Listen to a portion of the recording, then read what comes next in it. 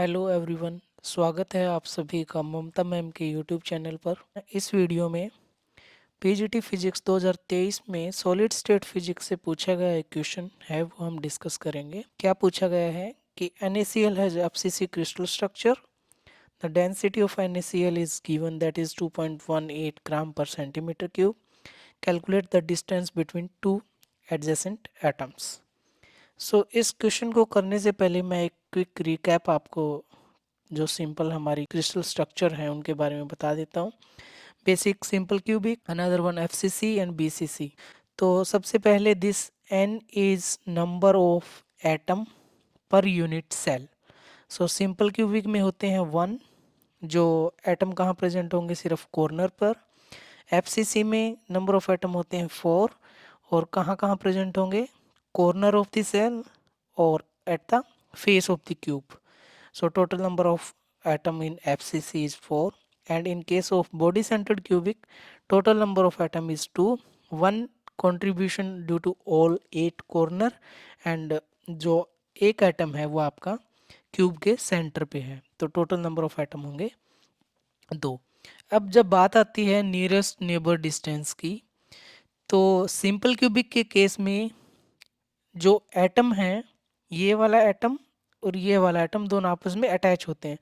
यहाँ इसलिए दिखाया गया है क्रिस्टल स्ट्रक्चर वो सही से दिखे। इसका एक्चुअल जो है ये है ऐसे, यानी ये दोनों एटम, ये वाला और ये वाला एटम दोनों एक दूसरे के साथ अटैच हैं। तो nearest neighbour distance in case of simple cubic is a.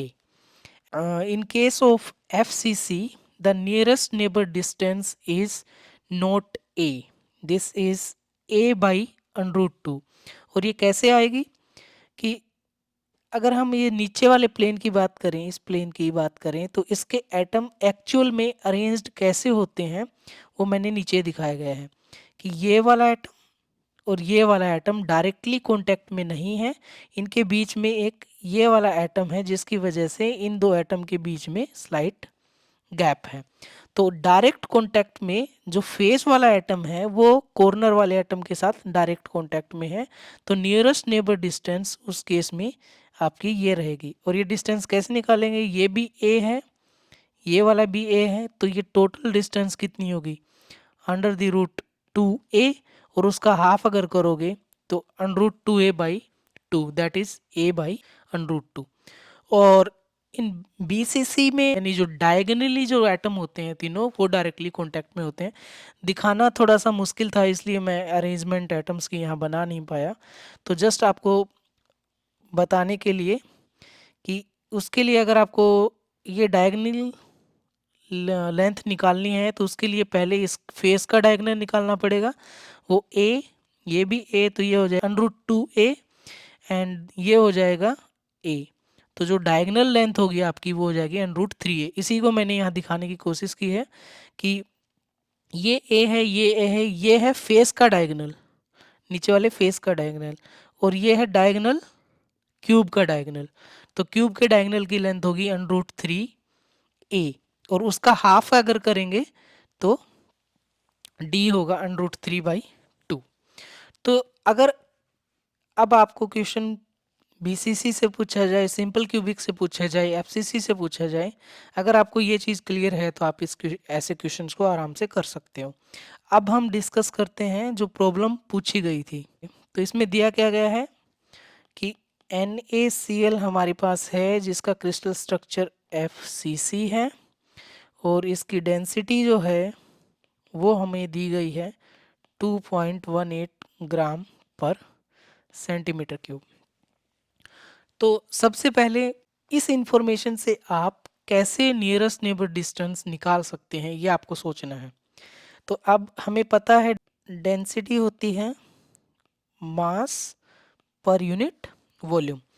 अब हम यहाँ से कैसे नियरेस्ट नेबर डिस्टेंस निकालेंगे, तो देखिए डेंसिटी हमें गिवन है, और यहाँ वॉल्यूम हम क्यूब का निकाल सकते हैं। वॉल्यूम क्या होगा, तो वॉल्यूम से हम एज ऑफ द क्यूब निकाल सकते हैं, यानी ए की वैल्यू निकाल सकते हैं। और जैसे ही हमारे पास ए की वैल्यू आएगी तो हम इस फॉर्मूला का यूज करके हम क्या निकाल सकते हैं, नियरेस्ट नेबर डिस्टेंस निकाल सकते हैं। लेकिन मास निकालने के लिए हमें क्या करना पड़ेगा, हमें mass of NaCl per unit cell हमें निकालना पड़ेगा। तो इन अदर टर्म अगर मैं लिखूं, mass of the cell divided by volume of the cell, तो that is equal to 2.18 gram per centimetre cube, और in other words 2.18 into 10⁻6 metre, sorry gram per metre cube. ये हमारे पास density थी। तो अब हमें निकालना है M, mass of the cell. Mass of the cell क्या होगा, सबसे पहले तो हमें निकालना पड़ेगा मास ऑफ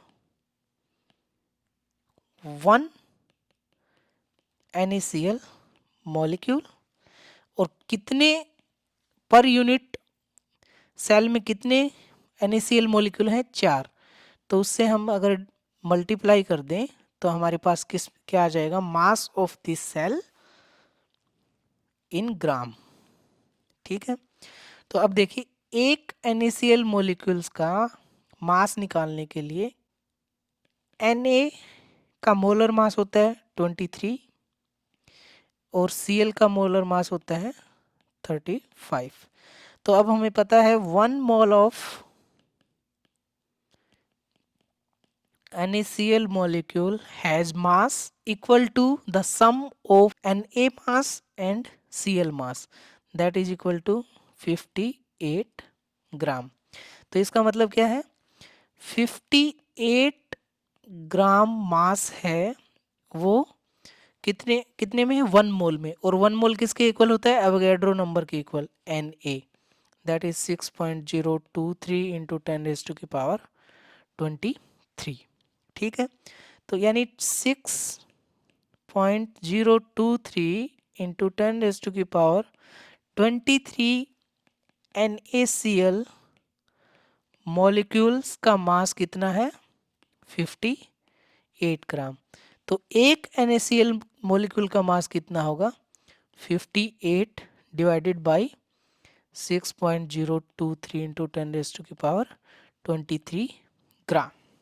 ठीक है, तो अब हमारे पास एक NaCl मॉलिक्यूल का मास आ गया, तो हम इसको 4 से मल्टीप्लाई कर देंगे तो हमारे पास मास ऑफ द सेल आ जाएगा। तो M cell is equal to 4 multiply 58 6.023 into 10⁻23 ग्राम। M सेल को अब आप क्या लिख सकते हो, mass of the cell that is equal to 4 क्या थी, नंबर ऑफ एटम, 58 क्या था, मोलर